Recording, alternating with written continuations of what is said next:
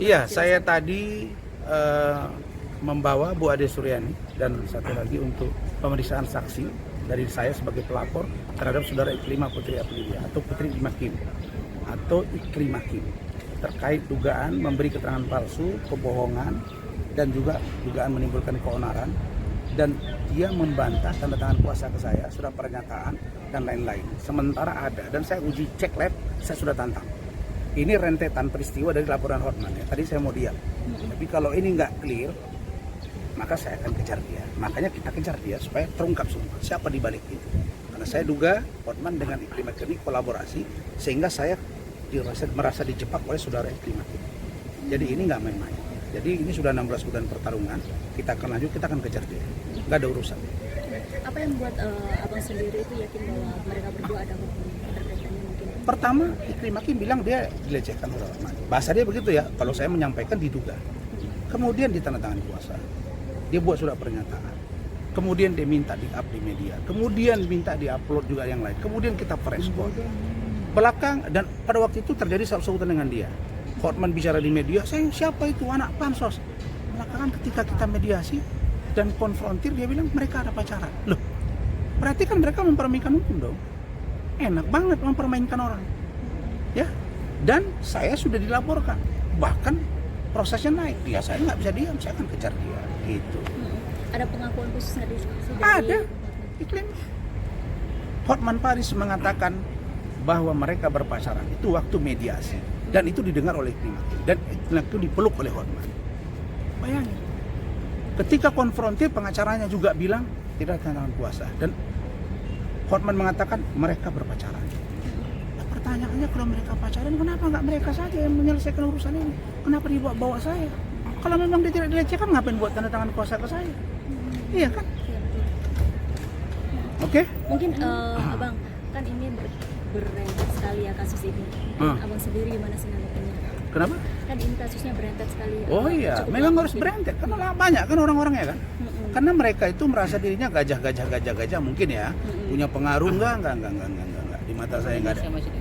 Hukum masih yakin dan percaya saya. Tapi masih diawasi ya.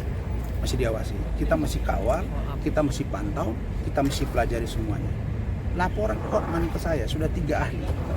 2 ahli bahasa, 1 ahli pidana menyatakan tidak ada unsur untuk menetapkan saya terseret dalam persoalan ini. Tapi kalau Kim yang melakukan perbuatan itu, dia yang akan kena sendiri. Silakan dia. Dan besok Iklimah Kim akan ungkap nama dia, ya dia akan terseret sendiri gitu. Saya ini wait and see, tapi saya maju terus. Terkait laporan mereka terhadap saya wait and see, tapi laporan saya progresnya masuk. Nah begitu juga dengan saudara Denis yang sekarang hamil, tidak jelas bapaknya siapa, buka donasi. Kemudian laporan sudah saya naik sidik, kita juga akan segera memfollow up agar segera dipanggil kedua ya, untuk nanti diproses. Ya. Bang, ada statement menarik dari Bang Hotman. Setiap lawan pasti dimaafkan kecuali Bang Rasman. Gimana tuh Bang? Saya juga. Saya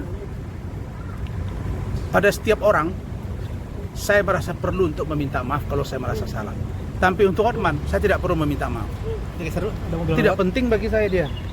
Kenapa saya harus minta maaf sama dia? Siapa dia emangnya? Dia bukan siapa-siapa. Di mata saya, dia cuma hanya menang ini doang. Bling-bling katanya. Cincin hilang 1, heboh 1 dunia. 1 hilang, katanya kaya. Kalau kaya, jangan ngeceh. Dulu udah pernah hilang itu cincin itu juga. Setengah mati saya nyarinya dengan ajudan saya, staf saya, sopir saya. Di Medan sana. Betul kan? Dan sebenarnya Hotman itu bukan orang yang pemaaf, Pak. Ya kan? Siapa lawan Hotman yang hari ini ada perdamaian? Misal dengan Bang Otto, panjang sampai hari ini. Dengan Bang Hotman Sitompul, panjang sampai hari ini. Memang ini orang bukan pemaaf gitu. Saya kemarin berdiskusi sedikit dengan orang kampungnya Hotman, ya kan? Orang Lagu Boti. Dia bilang sudah ditutup Tuhan ini mata hatinya. Katanya gitu. Makanya ini sulit sekali untuk memaafkan orang ini. Jadi gini, saya nggak perlu minta maaf sama dia. Tapi nggak ada orang yang minta maaf. Saya nggak perlu, dan Bang Otto itu bukan berarti lebih hebat dia daripada Bang Otto. Malas aja mereka. Bang Otto kan telepon saya dari Amerika. Malas dia melayani. Bang Hotman Sitompul juga malas. Maka mereka bilang, Man, kau aja yang ke depan. Biar sekalian besar kau. Itu kata Bang Hotman sama saya, Hotman Sitompul, Bang Murakarta, Bang Partai, kemudian Bang ya Man, kau tenang aja, itu kata Bang Oto ke saya lagi proses hukum ini, saya sedang dalami, kata dia.